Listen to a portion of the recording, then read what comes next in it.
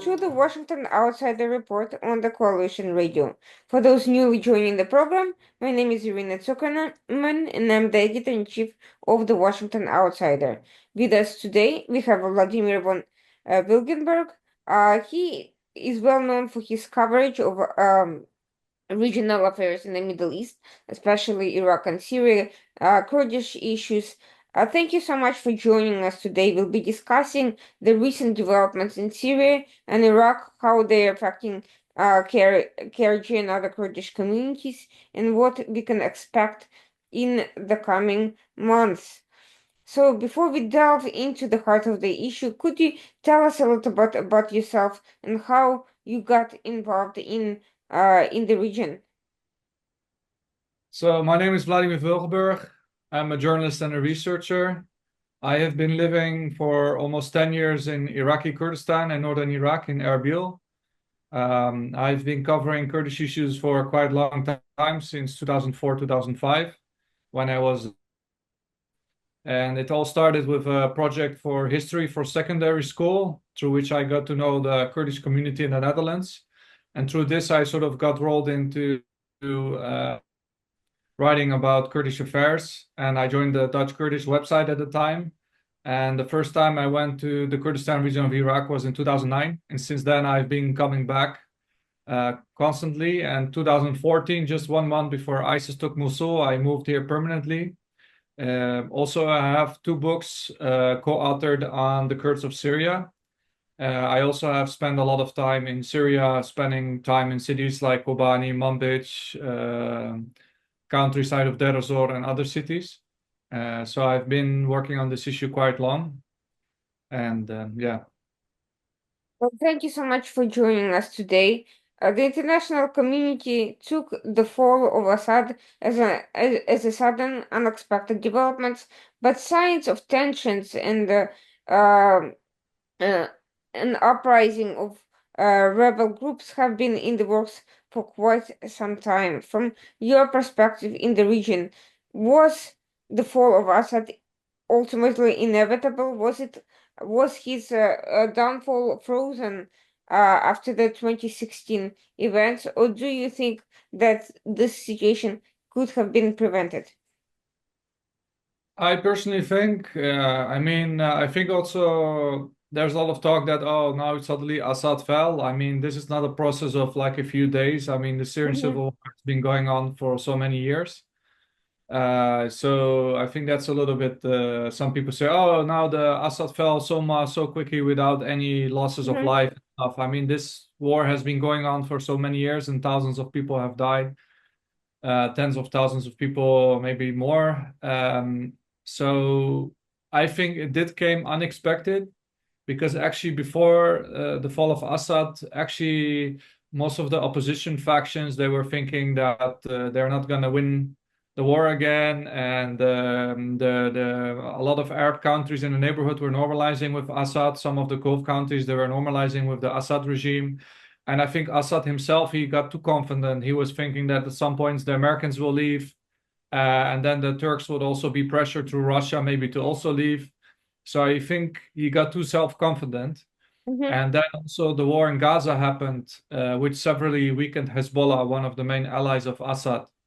And it shifted the focus of the Iranians away. And then also you have, of course, the war in Ukraine, which has been going on for some time now, which shifted the Russian capabilities away. And then you also have the weakening of the Wagner group, whose leader died in a plane crash, and who also actually this group shifted their activities mostly outside of Syria. So Wagner Group also played a very big role in the Syrian civil war years ago. So I think it's all outcome of the effect of the Gaza war, the weakening of Hezbollah, and also the weakening of the Russian presence and the Russian focus on Ukraine. And I think this is the result. But actually, before that, there was not many people who thought that rebels would win. And also, actually, a lot of the analysts and experts that were focused on Syria, they start to almost focus their expertise on other areas, because there was almost no more interest in Syria anymore. I remember I was in an online seminar with journalists from Syria, where mostly were living in exile, and they were actually complaining that there was almost no more interest for Syria. And now it's the opposite. After the fall of Assad, there's a lot of interest again in Syria. And nobody, of course, knows now what is going to happen now after the fall of Assad. And I think also nobody expected that Ahmed al-Shara, the Jolani, that he would be the head of Hayat al-Tahrir al-Sham, that he would be heading the new administration, Damascus. I think that's also unexpected. So I think it's a quite unexpected development. In terms of that, I'm hearing rumors that that Turkey, which of course politically backed this offensive, had supposedly planned it right before the 22nd international meeting on Syria at the in the Astana format, where Russia, Iran, and Turkey acted as guarantors in November of earlier this year, and that some of the factors that contributed to the success of the offensive was, of course, the weakening of Iran and its proxies by the recent developments. How accurate is it that this was in the works, or is it more likely that this was something that was being planned earlier and that particular offensive was just a culmination of other events? Well, from what my understanding was that the initial plan by the rebels was not to march on Damascus, initially they were aiming to take territory in the so-called deconfliction zone that was part of the Astana agreements. So they have this deconfliction zone in Idlib, and there was an agreement between Russia, Iran, and Turkey. And there was some areas that the regime took from the rebels, which actually was a violation of this agreement between those countries. So I think the initial plan of HTS was mostly to take those areas back that were a violation of the agreement. But then when they saw that the regime collapsed so quickly and their defenses, they just marched on to Aleppo. Of course, now they will say that no, the plan was to march on Damascus, but I think what it seems that from what is known publicly at least, that it's mostly like that it was like they didn't expect actually that the regime would be so weak and their defenses would collapse so fast. And you also saw that, before Southern Syrian rebels, they were like defeated by the Syrian regime, and suddenly they popped up again with the advances of the Syrian regime. But of course, the Southern rebels were never completely defeated, because some of their leaders, they were also in exile in Jordan and neighboring Jordan. So they were able to quickly mobilize again, and a lot of those fighters were not completely defeated. They were still there. And there was also opposition against the regime in, for instance, Soeda. There have been protests for quite a long time against the Syrian regime. So I think they were not planning they didn't think they would be so quickly in Damascus. And you see now also that it's creating issues with the administration of Syria, because there are still many areas where there's a lot of chaos now. You have the fighting between Turkish-backed groups and the SDF in northern Syria. Then you have in western Syria, which is supposedly taken over by HTS. There's a lot of chaos with former regime militias looting areas, tribes trying to take control of resources. There's a lot of chaos in western Deir ez-Zor especially. And then also now you see in the Alawite areas, there are some unrest. And the HTS recently sent convoys there to control the region. And there's also reports of looting and theft by armed groups. So it's becoming more chaotic. And now that all the Syrians, the majority of the Syrians that didn't support the regime, they celebrated the fall of the regime. But now the most difficult part will come, because you have so many different armed groups in Syria until now. You have the Southern rebels, you have HTS, you have the Turkish-backed Syrian National Army, and then you also have other Islamic factions like Jaish al-Islam, Ahrar al-Sham, and others. So it's quite complicated with the situation, and I think we have to see now the next year how it's going to develop, because also you saw that with the fall of Saddam in Iraq. When the regime of Saddam fell, Iraq was like quite quiet. It was calm. There were not many problems. But then after 1 or 2 years, neighboring countries, they were starting to support rival factions and insurgency against the new regime and against the Americans. And then there was like a sectarian war. But of course, Syria is not the same as Iraq. There's different demographic elements which are different from Iraq, because in Iraq you have a Shia majority, but you also have the Sunnis and the Kurds. And the Sunnis, they were at least one third of the population. But in Syria, it's a bit different because you have the Alawite population, but they're quite small. And then you have a Sunni majority, you have the Kurds, you have the Druze, and some other elements. So Syria is very different in their demographic makeup and history because it also was controlled by the French in the past, and Iraq was sort of created by the Brits. So their history is a little bit different the way that it was set up.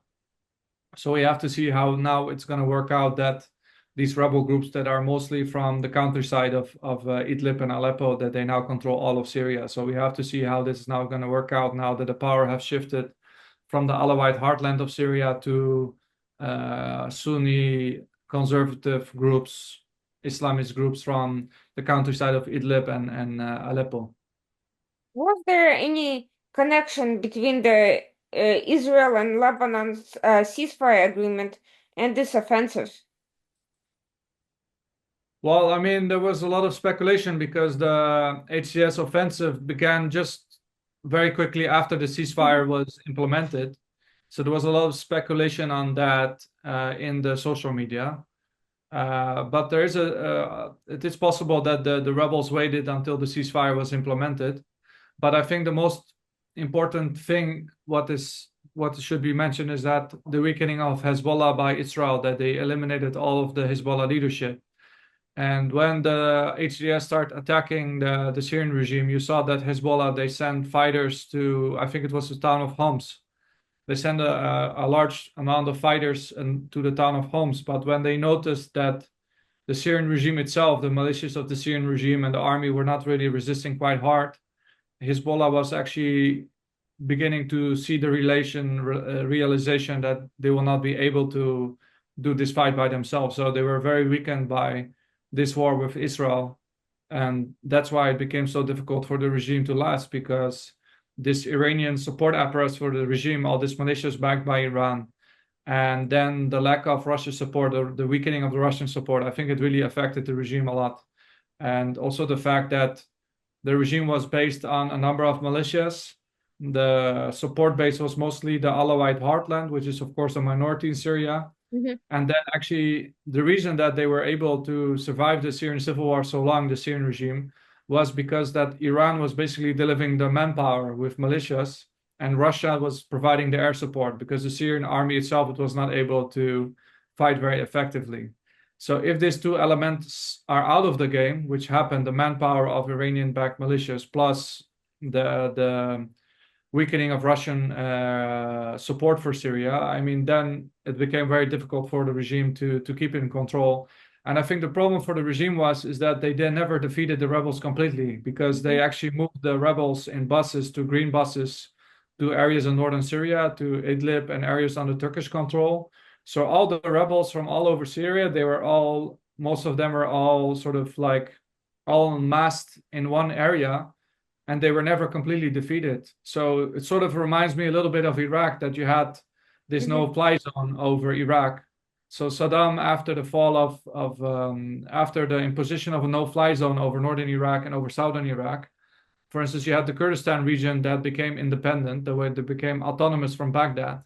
And when the US decided to get rid of Saddam, these areas were used against Saddam to basically which led to his overthrow. So these areas controlled by the rebels, they became sort of like the nexus of the future downfall of Assad, because he was never able to completely control those areas, because also the Turkish army blocked that, because there was this agreement with Turkey and Russia and Iran that Assad would not take those areas. And the regime also let Turkey take control of more areas, because he was fighting against Turkey and Turkish-backed groups. They were fighting against the Kurdish-led forces in northern Syria, and Assad just let that. It was not his problem, basically. So he felt like at some point the US will leave, and then at some point the Turks will be pressured to leave also. But I think this calculation was quite wrong in the end. There were also some rumors that the Turkish intelligence was aware that some of the Syrian generals would be willing to betray Assad, or to give up and turn over quickly, and that sort of informed the timing for the offensive.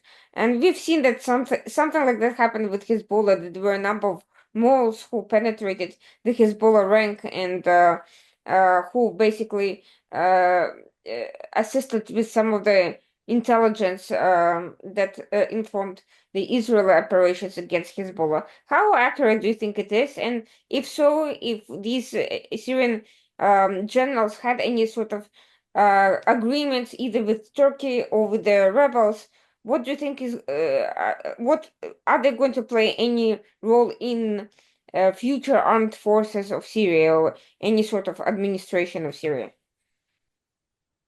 Well, I don't have much information about this specific subject. For Mm-hmm, sure that the rebels, they were backed by Turkey and Turkish intelligence. Turkey, they have been supporting rebels from the beginning of the Syrian civil war.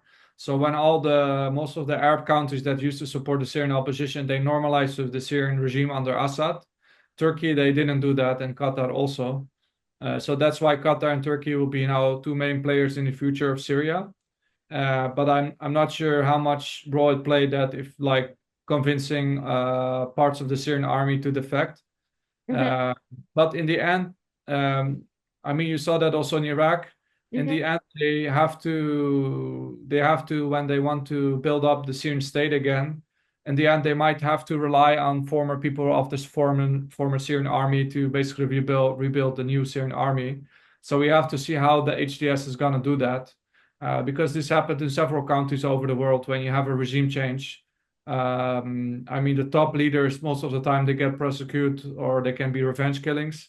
But in general, at some point, they have to see how they can work with these former institutions. And you already see that in some areas of Syria that the HDS, they allow the institutions that were operating under the time of the Syrian regime, that they allowed them to continue to operate, like, for instance, services, municipal services, for instance, the firefighters, this kind of things. So they're not going to completely destroy the whole Syrian civil service, for instance. They have to somehow reintegrate it into this new Syria. So we have to see how they're going to do that, which is not still very clear yet. But there is also rumors, I think, that I think the third corps of the Syrian army decided to do reconciliation and trying to reintegrate into the new Syria. So mm-hmm. that's interesting how that's going to work out. And also you have sort of an amnesty deals that the HTS offer to people that used to be in the Syrian army. So there's a form of amnesty for people that are willing basically to say like we defect to the new regime.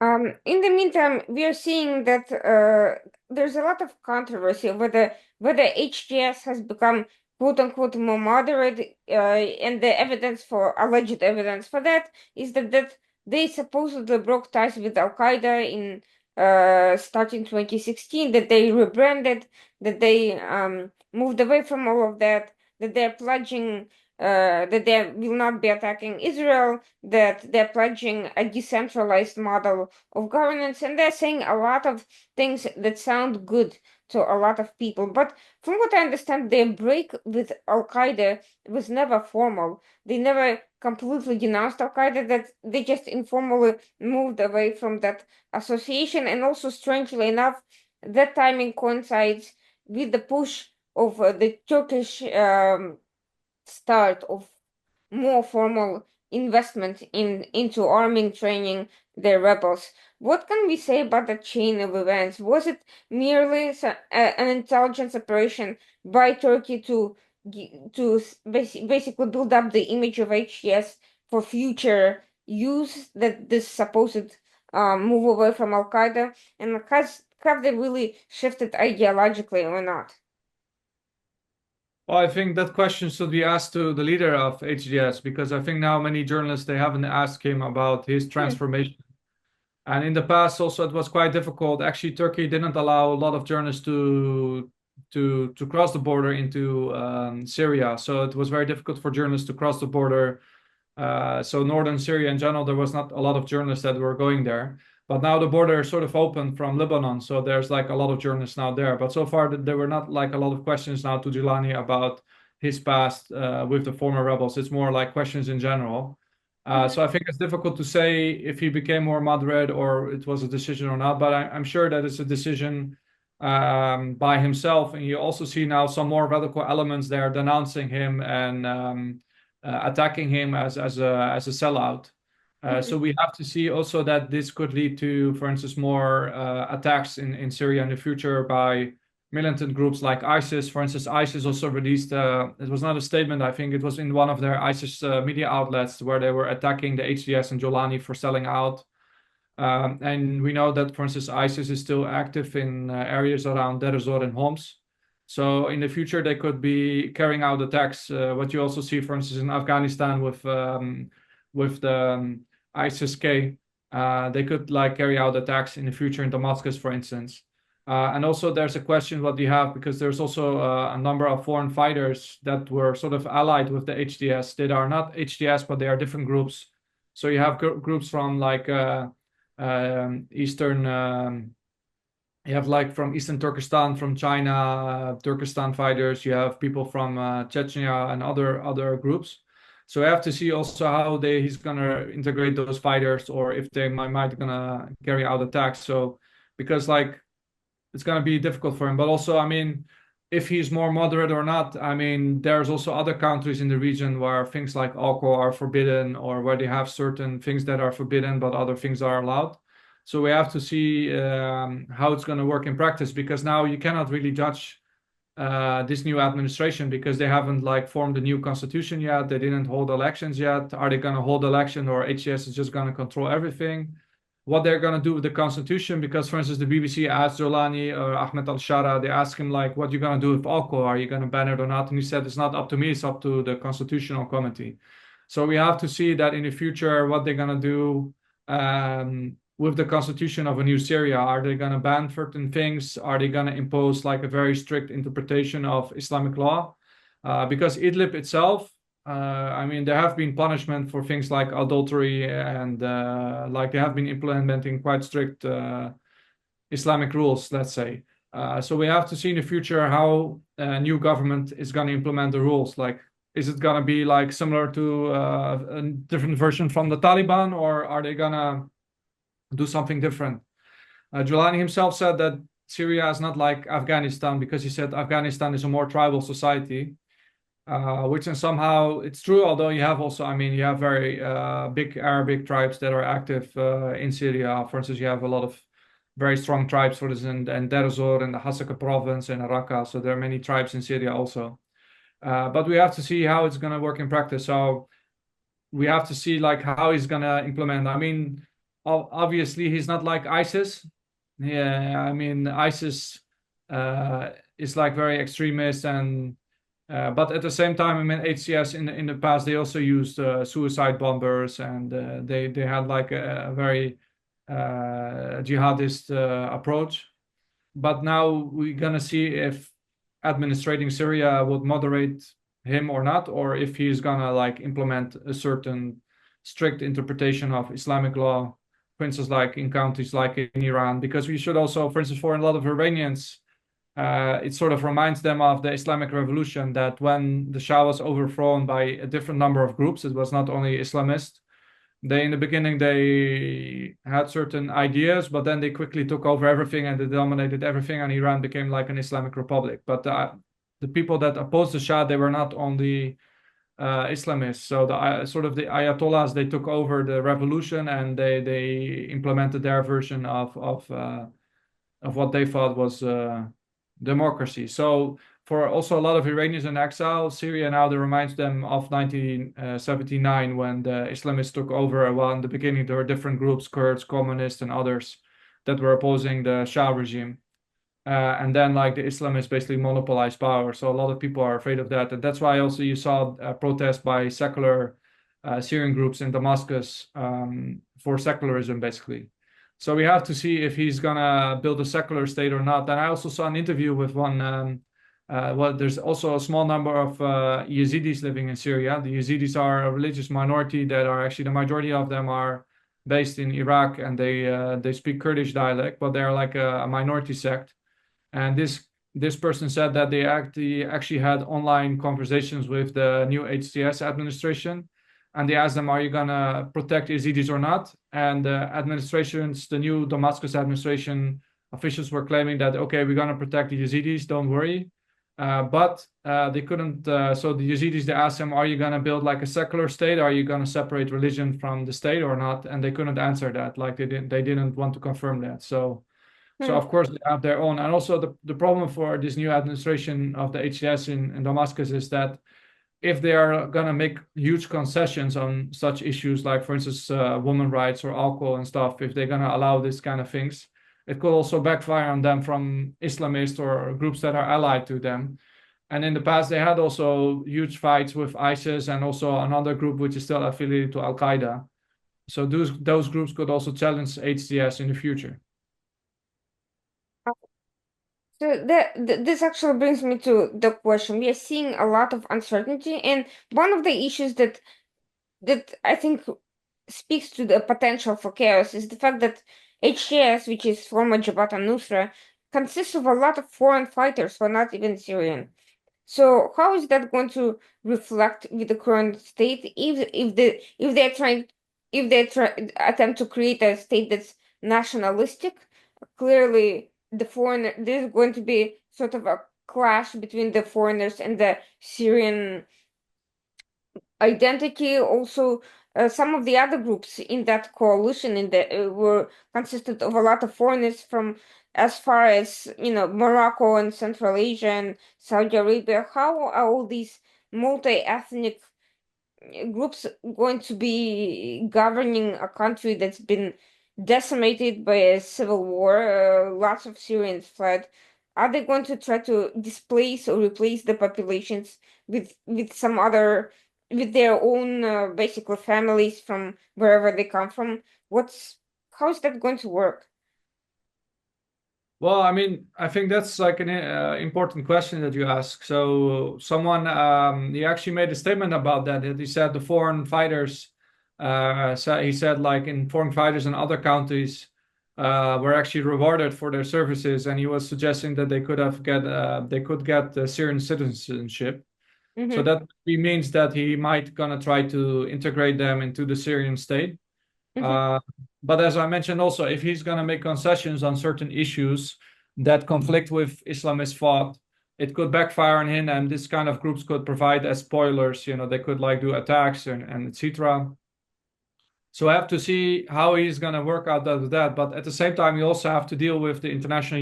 If he wants to be internationally accepted, and if he wants to have aid from foreign countries, then if he's going to crack down on religious minorities, and if he's going to crack down on if he's going to have like a very strict Islamist governance, it could also backfire on him, and it will like make it more difficult for the rebuilding of Syria. And also, there's many other civil society groups in Syria and other groups that are not really so happy with if there would be like a very Islamist rule. I mean, you have the Druze, you have the Alawites, you have the Kurds and others. You also have many Sunni Muslims that are not like following like an Islamist ideology, and they maybe drink alcohol, etc. So it's not that all of them are a heavy Islamist following a heavy Islamist ideology. So we have to gonna see how this is gonna be implemented in the future after the new year, when a new government is gonna be formed. Is he gonna close all the bars and the discos and etc. Or it's gonna be different? And then, as you said, there are all these foreign fighters from different countries. How they're going to react to such implementation. So we have to see. And also, I saw there was a video of one Iranian Kurdish Islamist fighter that was in Syria, and he was praising Bin Laden and Zarqawi, and like Mm-hmm. he sounded like very extremist. And according to some online reports, they are claiming that he was appointed for relations with Iran. So we have to see like how they're gonna do this. And also you have, for instance, this Saudi extremist cleric that visited the mosque in Damascus, Muhsini. I don't know if I pronounce his name correctly, but so you have a lot of those elements that wanted to see an Islamist rule. Mm-hmm. And but I think what we've seen from Israel, that they don't really trust the new authorities. That's why they have carried out so many airstrikes to basically dismantle the leftovers of the Syrian army. So they don't. I don't think they really trust this new regime. So that's why they try to weaken it more by making like a precautionary step by destroying the chemical weapons and also Syrian army material in Syria. And you also saw that actually Turkey was trying to do the same because they didn't want to have the weapons of the Syrian army falling in the hands of the Kurdish YPG. Mhm. So, in the meantime, while all eyes have been on HTS because of their role in the governance and because they were seen as the most victorious of the groups, there's well over a dozen of other factions, some more extremist than others, and some are even more extremist than HTS, who have participated in the actual offensive. Where are they now? What are they up to? Are they are they pledging allegiance? Are they all doing their own thing? Are they just sitting still and waiting to see what happens? To be honest, I haven't seen much reporting on that, where what happened to these factions, if they are still active or not. Sometimes you see some videos of them. Mm-hmm. You also have seen a lot of like fighters with logos that are also used by ISIS. Mm-hmm. Although some say this is like the logo of the Prophet Muhammad, so it has nothing to do with ISIS. Also, I think it was in Hama that there was like a desecration of Christian cemetery, I think. So we have to see how this is going to be worked out in practice. And also we have to see, for instance, in the Alawite heartland, if they're going to accept rule by armed groups like this. Are they going to accept it, or is there going to be like violence by Alawite insurgents, for instance, in the future? So I think until now it's not actually quite clear what is happening with these groups that are even more extreme than HTS, but that were allied to them. And also we should not forget ISIS is still not completely defeated in Syria. There are still ISIS elements in Syria around Homs. There have been also reports that ISIS have carried out attacks on Kurdish-led forces in Deir ez-Zor. They have also killed people recently in Homs. Also the US, they have still been carrying out airstrikes on ISIS. Recently they killed an ISIS leader in Deir ez-Zor. So ISIS is still there in the background, and they're just waiting for the opportunity to strike. So I think, especially if, for instance, the Trump administration decides to leave Syria, and they're not going to carry out airstrikes on ISIS anymore in Syria, if that happens, then ISIS will have a huge opportunity to become more stronger in Syria in the future, because they're still in the deserts of Syria and they're still active. So if the Trump administration decides to leave Syria, then ISIS could be strengthened in Syria, because before in the past Russia was bombing ISIS, but I don't think Russia is going to bomb ISIS anymore in Syria unless they make a new agreement to somehow still stay in Syria. But it would surprise me if Russia starts bombing ISIS with support of the HTS. And then you have the US still. So we have to gonna see how that's gonna work out in the future, especially in central Syria. What is gonna happen with the remnants of ISIS that are still roaming around and still are active in killing people. And then you also you have these foreign fighters, as you mentioned, in that were based in the Idlib province. You have like Uyghurs, you have even people from Europe, you have Chechens, you have other groups. So we also have to see what is going to happen with those people, because Jolani himself, Ahmed al-Shara, he said they're going to give them maybe Syrian citizenship to reward them for their services. So we have to see how they are going to react to this new Syria, or maybe they could join ISIS if they don't if it's not going in the way that they want with the HTS. So it's going to be very chaotic, and I'm also interested to see, because at some point the international attention for Syria is going to go away.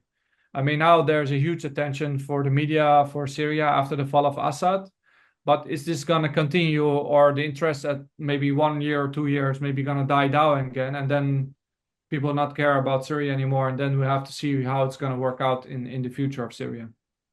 And that brings me to the issue of the Kurds. As you mentioned, there's fighting um, with the SDF in parts of the country, but I'm also hearing reports of people being massacred and killed, civilians being attacked by some of the fighters. Whether or not the HTS, I do not know, but clearly there are some armed groups operating and attacking the civilian population. What is the story about that, and how can we bring it to the attention? Because the media coverage of that in the West is almost is very patchy at best to non-existent. Yeah, I mean, there have been some reports about revenge killings against former elements of the Syrian regime. Also, there have been some instances of violence, as I mentioned, in the Alawite areas. Mhm. Also, as I mentioned, there's like heavy fighting between Turkish-backed groups and the SDF. So I mean, also we are getting close to Christmas and New Year. So I think sooner or later, I think a lot of the foreign reporters they might leave back home to celebrate Christmas with their family. So at that time, the attention will go down a lot. But they probably a lot of reporters will go back after the New Year. Um, so I haven't seen myself reports of huge massacres or something like that, but there have been some incidents. But the fighting between Kurdish-led forces and the Turkish-backed groups is very high, and there have been many casualties among both sides. And also, like 2 days ago, there were two Kurdish journalists were killed by Turkish drone strike, and also today Turkey carried out drone strikes. So there's heavy fighting in near Kobani, near the Tishrin Dam and the Karakozak bridge. I am hearing reports also that Turkey might invade Syria and assert more decisive military control. To what extent is that likely to happen? I mean, Turkey, they did several military operations since 2016, 2018, 2019. I think they did a total of 3 military operations in northern Syria. So we have to see if they're gonna do a new operation in 2025 or 2024. But so far, what we have seen so far, that the Turkish-backed rebels in Tal Rafah and Manbij, they have been relying on Turkish air support, drones and airstrikes and artillery strikes. But I haven't seen much reports that the Turkish army itself was much involved. And I think, frankly, there's also a lot of Turkish army already in Syria, so they don't have to invade because they're already there. I think there was the spokesperson of the Turkish government or the Turkish ruling party. He was talking about around 16,000 soldiers being in Syria. So I'm not sure if that number is correct, but that's what I remember. But anyway, there's like a Turkish army presence already in northern Syria. But I'm not sure. I'm not sure if Turkey would have to get the Turkish army itself involved because they just can support the Turkish-backed groups with air support, with drones, and with artillery and airstrikes. And the areas that Turkey wants to control now, that what they want to wrestle out of control of the YPG, is basically all areas that are on the border mostly. So the Turkish army doesn't have to do much to support the Turkish-backed groups because they can just shell from the border. They can support them with airstrikes and with drones. And the YPG, the SDF, they don't have air support against the Turkish-backed groups, so it's quite difficult for them if Turkey decides to provide more heavier air support. And you saw also in Manbij that Turkish drones they played a big role in in giving the Turkish-backed groups advantage over the YPG. But it's more difficult in areas like Tishrin Dam and Karakozak bridge because there's airstrikes they could damage the bridge. So they have it seems that they have been a little bit more careful, but still they are carrying out a lot of drone strikes recently. So they don't necessarily have to send in the whole Turkish army. I mean, they can also just provide a supportive role. And the fact is that they have this advantage of aerial support over the YPG because the YPG and the SDF they used to have US air support against ISIS. But I mean, the US so far, they haven't carried out airstrikes on Turkish-backed militants. They have been only focusing on ISIS Mhm. and other jihadist groups. They have like carried out airstrikes against Al-Qaeda elements and ISIS, but I haven't seen them carrying out airstrikes against Turkish-backed groups. And in the past, when the Russian army was still very active in Syria, they have been carrying out some airstrikes against Turkish-backed groups, for instance, in the area around Manbij. But since the fall of the regime, there have been no Russian airstrikes in Syria. So that will make the position of the Turkish-backed groups much stronger. Uh, you've mentioned that Turkey and Qatar are slated to play a significant political role in Syria, and we have seen some evidence of that with the Turkish and Qatari intelligence chiefs visiting Damascus. But along with the current Turkish head of intelligence, we saw the past head of intelligence there, and the question is, what was he doing there if he's no longer in that position? Why do you have two individuals with that background rather than the current head of MIT in visiting Damascus? So what's exactly your question? If you could repeat it. Why was the Turkish former intelligence chief accompanying the current intelligence chief on the trip to on the visit to Damascus along with the Qataris? That is Uh, not a usual thing for a former head of intelligence to be accompanying the current head of intelligence. well, that's because the former head of intelligence is now he's now the Turkish foreign minister. Mm-hmm. So that's why. But I'm not sure if actually the Turkish foreign minister visited Syria so far. I think it was only the Turkish intelligence head until now that visited Syria. But there were like some fake pictures created by AI that was suggesting that both of them were Syria. But I think so far only the Turkish head of intelligence was in Syria. But Mm-hmm. that doesn't mean that there will be more visits of Turkish officials to Syria in the future, because I think they already reopened the airline to Aleppo from Turkey. And I think there are going to be more visits of Turkish officials to Syria in the future. And also, I saw that a former Turkish member of the AK party, he also visited Syria. So there's also a lot of visits from other Turkish officials, like not like really much in public, to the new administration in Damascus. So I'm sure that Turkey is going to try to play an important role in the formation of a new government in Damascus. And also, I think for Turkey, it's important for them because they want to prevent the HDS from having any dialogue with the Kurdish-led forces. So during the battle in Aleppo against the regime, the HDS fighters, they didn't attack the Kurdish fighters in the Kurdish neighborhoods in Aleppo. And so far, they have left those areas alone. So there seems to have been negotiations so far in Aleppo between Kurdish-led forces and the HDS, but they have not translated yet until now in talks in Damascus. So it's a big, there's a big chance that Turkey is going to try to block any efforts to have dialogue between the SDF and HDS. So far, also the HDS have not talked so much about, for instance, attacking northeast Syria or trying to take control of those areas. Mm-hmm. They have only talked about forming a new unified army. So Turkey could play a big spoiler role in relations between the HDS administration and the SDF. That brings me to a broader question of Turkey's interest. Uh, Given that Syria played a significant role as a supply chain part of Iran's geopolitical agenda, the continuation of a land bridge from Iraq and a link to the Mediterranean, could Turkey be looking at the same situation in reverse, starting with gaining control or access to Syria, and then reverting to try to gain and to expand its influence in Iraq. Well, I mean, the influence of Turkey in Iraq is sort of blocked by the dominance of Shia majority political parties that are backed by Iran.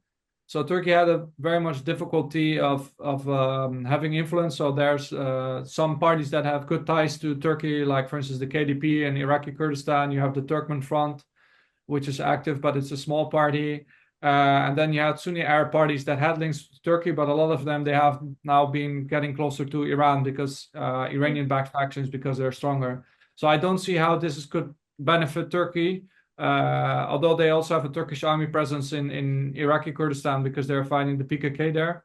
And they are like close to Mosul in the Bashika base.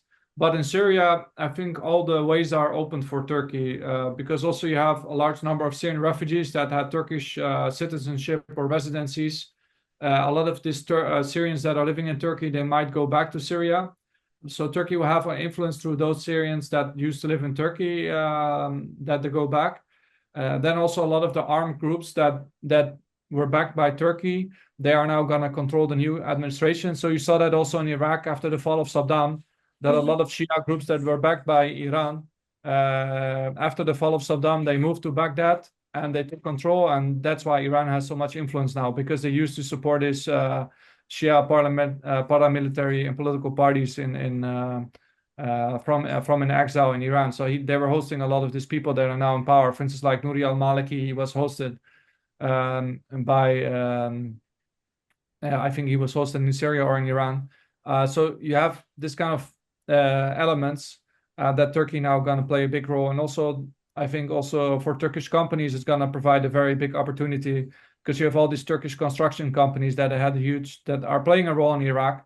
But in Syria, they can play a much bigger role because, first of all, the Turkish army is already in northern Syria. They already have like Turkish post offices in northern Syria and Turkish institutions in northern Syria. So from these institutions in northern Syria, that could be a bridgehead for them to expand more and, like, for instance, provide more construction services in Idlib and other provinces of Syria that were destroyed by the war. So I think there's a lot of opportunities, and it really is very beneficial to the Turkish president Recep Tayyip Erdogan, because before he had a lot of problems in Turkey because the population of Turkey was very unhappy with the Syrians there because they were blaming them for their economic difficulties and taking away their jobs. So actually, the party of Erdogan lost some of the cities during the elections, like Istanbul and Ankara, to the opposition. But if the Syrians return from Turkey to Syria, and the economy gets better in Turkey because of the opportunities Turkish companies get in Syria, I think it will could benefit Erdogan, which before has lost a lot of support due to the bad economic situation in Turkey. So I think it could help Erdogan's party a lot that now a new administration is in place in Damascus. How has the fall of Assad affected the Iranian presence in Iraq, or has it had any impact, or has it actually hardened Iran trying to double down on its control in Iraq in response to these recent developments? I haven't seen any sign of that. I mean, the Iranian-backed armed groups are still very strong in Iraq. It has not a big influence on them so far, but they have been quite worried. I mean, before the fall of Saddam, they were actually talking about, the fall of Assad, they were talking about that they had to protect the Shia shrine in Damascus. Hmm. Now a lot of their rhetoric has changed that they're not so aggressively anymore against the Syrian rebels that took over the power in Syria. So we have to see how it's going to work out. But in general, the fall of Assad has been seen as a big blow to Iran because Hezbollah lost a lot of power in Lebanon, and now you also have the fall of Assad. So Iran is more isolated than in the past. Hmm. Of course, they also have the Houthis still in Yemen. Also Hezbollah. I mean, it's not like they still are in control of Lebanon, but they are also very weakened. So in general, it weakens the allies of Iran in the region, and it also cut the land bridge they had from Iran through Iraq, Syria, through to Lebanon. So it cut the bridge. So we'll see what Iran is going to do. Maybe they will try to establish new relations with the new administration in Syria and try to make sure that the small Shia population in Syria is protected, and also that the Shia shrines don't get destroyed by the new administration. But we have to see how it works out in practice. But in general, the image of Iran has been severely weakened. What was there any impact on the KRG in light of these developments? And is this bringing them closer to the PKK or driving them apart? Well, I mean, in the Kurdistan region, so far they haven't made much comments on what happened in Syria. I mean, the KDP president Masoud Barzani, he made a statement where he welcomed the comments of Ahmed al-Shara about respecting Kurdish rights in the future in Syria. So it depends on which Kurdish. There were also accusations against the PUK party that they hosted Mara al-Assad, although they denied it.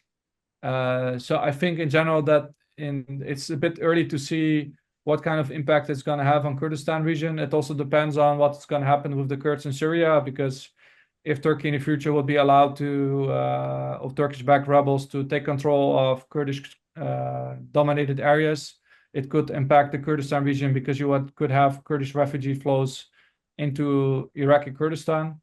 Hmm. But until now, it's not very clear what is exactly the outcome Hmm. on Iraqi Kurdistan. But in general, I think it benefits the ruling KDP party Hmm. because they are more close to Turkey, and the PUK was always closer to Iran. Hmm. So it's bad for the PUK. But we have to see how it's gonna work out in the future because it's all very preliminary, and nobody expected this to happen. Also, not in the Kurdistan region. So in the meantime, there's been some moves by hardline Sunni Salafists from the Arab areas in Iraq to essentially push for a new Saddam Hussein-like state and to push the Trump administration and Israel to finish off Iranian influence in Iraq and to establish a more centralized Sunni-led government. One of those people who recently um, who recently made an appearance in the U.S. and who is very much Turkey-based and Turkey-funded is Abdel Nasser al-Janabi, who is a designated terrorist in the United States and who was involved in armed resistance in the years around the fall of Saddam Hussein. Some of these people have significant but obviously not majority following in Iraq. To what extent can they cause sectarian problems? To what extent can we see sectarian uprisings around the time of elections in Iraq next year? And to what extent can these events reignite the presence of ISIS, of Al Qaeda-like groups, and former Ba'ath and al-Zarqawi people, and turning into trying to take advantage of Iran's weakness? So far, I haven't seen much indications of that. I'm not really aware of that about this person that you're talking about, so I'm not sure. I don't have much information about that. Mhm, And I think it's a bit too early to say what the effect will be of Syria, the fall of Assad on Iraq, because you know that the Iraqi government, they have supported the Syrian regime in the past. They supported Assad. I mean, weapons were flowing from through Iraq to the Syrian regime, and so far the Sudani government has not been very happy with the developments in Syria. mhm, Although that Jolani himself, he offered an olive branch and said, we don't have any problems with Iraq and we're not going to harm you. So we have to see how it's going to work out in practice. But also the Sunnis has been severely weakened in Iraq, the Sunni Iraqi political parties. And as I said, the demographic reality is very different from Syria. So in Syria, there was an Alawite minority that was ruling over a Sunni majority. mhm, And in Iraq, you had actually a Sunni majority, but it was not like a very small minority, but there was a Sunni minority that was ruling over a Shia majority and also a Kurdish population. So I think it's difficult for the Sunnis in Iraq to be able to return to power in Baghdad. Of course, there could be always, we never know what's going to happen in Iraq, if there could be more violence in the future. I think this is also much related to the presence of the United States in Iraq, because US is basically what holds back ISIS. You mhm, saw that in 2010 when the US pulled out from Iraq. The Iraqi Shia political class started to crack down more on the Sunnis. This led to protests in Sunni majority areas, and this eventually also led to the rise of ISIS in Iraq. And then we ended up with the developments in 2014 with the takeover of Mosul by ISIS, although that was also, of course, influenced by the violence in neighboring Syria. So we can always say that Syria has a big influence on the political stability in Iraq. We saw that with ISIS. Also, ISIS sent fighters from Syria to Iraq. But for now, it's a bit unclear what is going to happen. But so far, there's no signs of that there's going to be a new Sunni insurgency, like a large Sunni insurgency. Of course, ISIS is still in Iraq. Also, there's still ISIS cells that are active, that are killing people, assassinating people. There was recently some arrests, for instance, in Hawija and Kirkuk.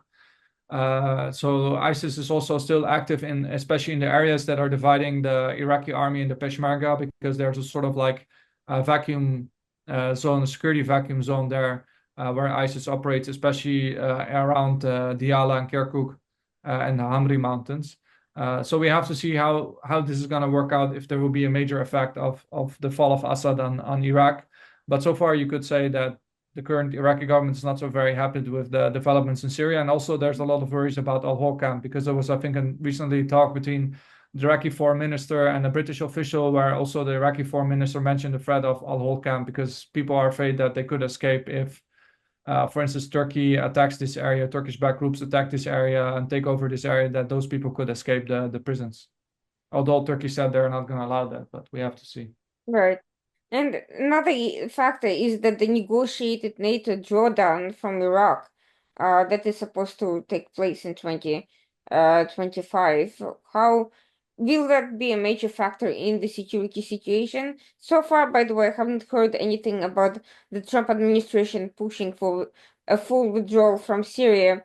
this has, as far as I see, this is not going to be a major focus for the time being. I think the status quo on the US side is likely to remain in place at least for the first 100 days of the Trump administration. But of course, that could change at any moment. Yeah. Well, as you said, like nobody knows what's going to happen with the Trump administration. I mean, I think the Trump administration first going to focus on domestic policy more, Mhm. crack down on illegal immigration to the U.S. Borders and other issues. So I think the first focus of Trump administration will be more domestic. It will not be on Syria.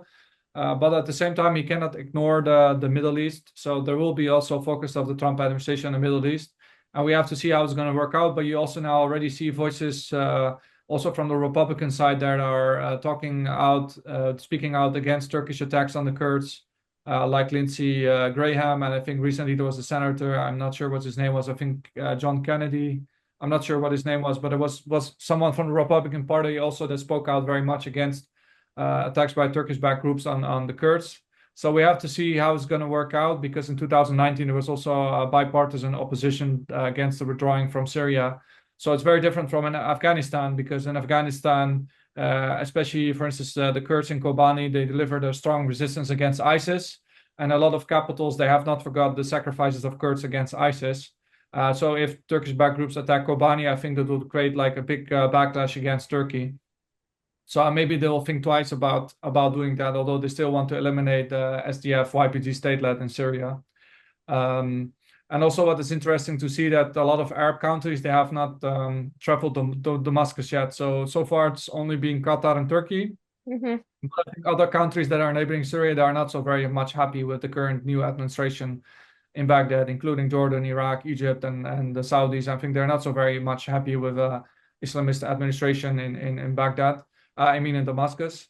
And also, I mean, you have countries like Egypt and Jordan that are not very much fan of the Muslim Brotherhood. Also, the Saudis are not very much fan of the Muslim Brotherhood and Kuwaitis and others. So I have to see how they're gonna react to this new administration. So far, they have not done much to establish ties with the new administration in Syria.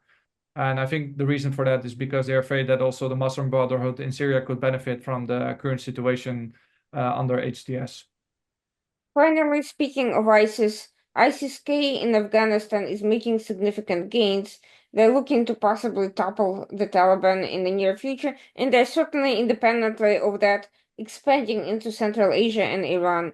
To what extent can ISIS-K reach Iraq, Syria, reconnect to the local ISIS elements, and play a further role in throwing a wrench into the existing frameworks? Well, I'm not much an expert on Afghanistan, so I really don't know. But I know that in general, ISIS also have becoming much stronger in Africa, for instance, in some African countries, and there's a lot of worries about that. But also, what I mentioned, there are still ISIS cells active in Syria and Iraq, and it's really going to depend on what the Trump administration is going to do in the future. If they're going to withdraw, it could be something like in 2010 when you had the Obama administration that withdrew from Iraq and strengthened ISIS, well, actually led to the creation of ISIS. And now I think the situation is a bit more worrisome for a lot of Western capitals because you have a government led in Damascus by a former Al Qaeda member. There's a lot of jihadists there, and then you have ISIS there, and then it's like a very explosive mix. So we have to see how this is going to work in the future. If ISIS maybe going to try to take advantage of the situation. But if there's no more American Air Force bombing ISIS in Iraq or Syria, I think the situation could worsen a lot and ISIS could be strengthened. And I'm not seeing how, for instance, the Iraqi army could fight ISIS without American air support. I think they're going to have a very difficult job, or the Peshmerga. So we have to see how it's going to work in the future. But I don't know much about this current situation between ISIS and the Taliban. But what I know that ISIS they did attacks also on Iran, big attacks in Iran. But I mean, Iran doesn't have like they have a small Sunni minority. They have so I don't think ISIS could have much influence in Iran, but they could carry out big attacks. So what they did in the last 2 years.